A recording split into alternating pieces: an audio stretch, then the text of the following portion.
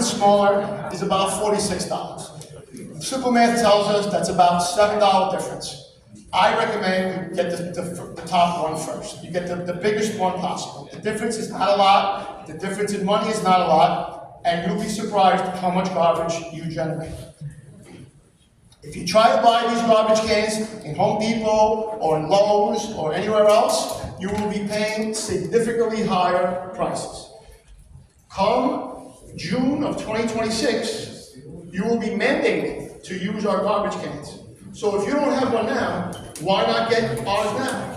It's a good product, it has a nice lock on it, it has a nice handle, it has wheels, very easy to handle, it's easy for us to dump, and it's very nice on the eyes, okay? Where can you buy it? Well, you can't go to Home Depot, and I certainly don't have any. You have two ways to buy it. You could either call 1-855-NYC BINS and talk to a live operator, give them your address, and they will take your credit card or however the payment is, and they will have one delivered to your house, okay? It also has a little space on the side where you can put your name and address on it so we know who it belongs to. The other way, and my favorite way, is to do it online. It's www.nyc.bins, okay? It's a very easy website to navigate. It has a nice picture of the cans that are required, and it gives you the price. The whole transaction is about 5 minutes. My advice is get the can. Get it now while you can, because come October and November, as it starts to heat up, it's going to be harder to get. If you're going to buy a can, now's the time. It's probably a good idea. The recycling remains the same. If you're putting your bags out on the street, if you're bundling your cardboard, that all stays the same.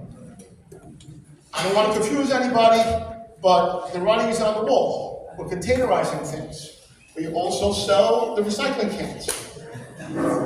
If you feel compelled to buy one, I happen to think it's a good idea. It's not required. I'm not telling you to do it. My professional advice is consider it. However, I would definitely go out and buy the refuse one. I'm trying not to talk fast.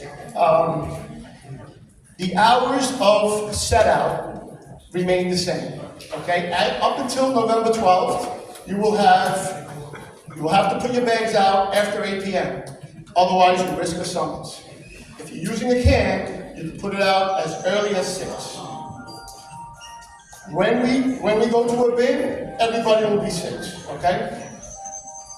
We're going to give out summonses if you don't have them. If you're putting your garbage bags on the curb after November 12th, we'll be giving you a 30-day warning period. We're going to go around and we're going to give you what looks like a summons, but it will say warning. We're going to give everybody an opportunity to get used to the new initiative. By the way, we totally understand we're asking you to change your behavior. I get it. It's not easy. With change comes a lot of trepidation, comes a lot of fear. I live in New York City. I have to do it too. Okay? It's not that complicated. You put the bag, instead of taking the bag and putting it at the curb, you put it in a garbage can and you roll the garbage can to the curb. We come and dump it. The next morning, you come out and you roll your garbage can back. We are also making some concessions as far as storing these containers. I know Astoria is probably mixed, and some of you have enough space in front, like a gate or something, that you could actually store it there. But if you have like a building that's abuts right to the sidewalk, you're allowed to lean it up against the building, okay? By the way, I failed to mention, this is only for 1 to 9 unit buildings, very important. So if you are part of a big building of 10 units or above, we haven't yet worked out all the logistics on that, so you don't need to do anything just yet. It's everybody between 1 and 9 units, which makes up probably 3/4 of the story if I had to guess. 1 to 9 units. So if you know a lot of the places here in this part of Astoria are usually 1 and 2 story buildings. They will all be required.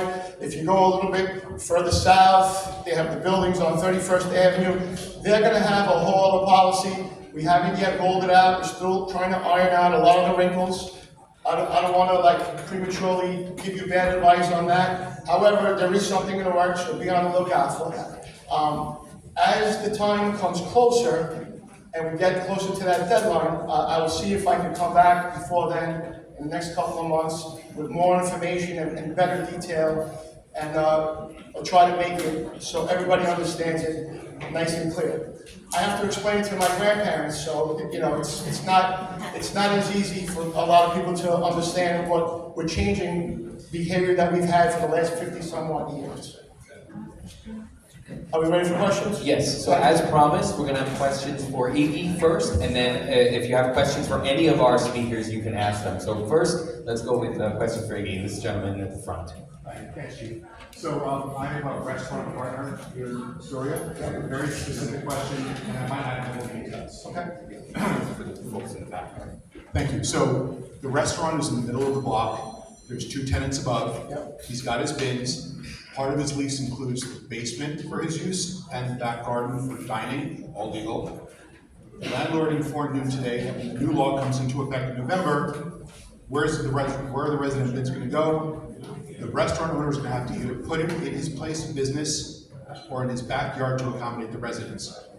He does not want to do that. It is not in the lease. What else can they do? Okay, so that's an excellent question. So a lot of the situations that are going to arise is something similar to this gentleman said. So his question was, if it's a mixed-use building where there's a restaurant on the ground level and there's apartments above, right? How do we service that? So currently, what we ask our constituents to do is, when we put out the garbage, the residents put it out twice a week, okay? We try to make it obvious when we separate the garbage between the residential and the commercial, right? Because the sanitation department does not do commercial garbage.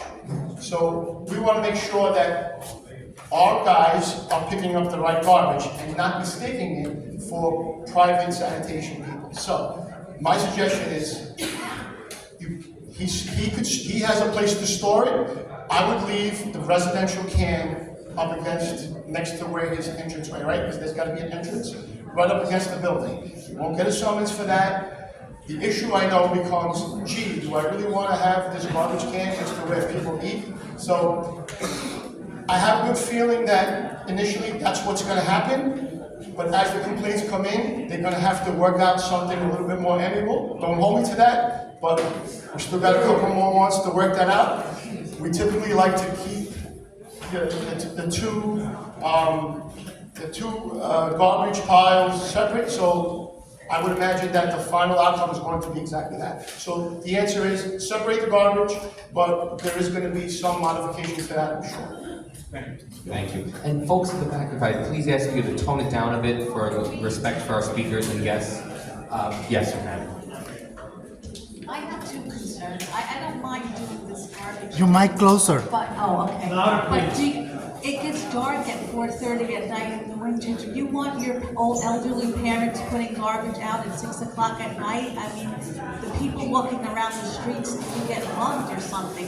We used to put garbage out at 4 o'clock. I don't know why we just can't leave it out at 4. If the garbage cans are covered, the rats aren't going to come. And my second question is, we're paying for these garbage cans, but if it's a windy day, they're going to blow away. Are they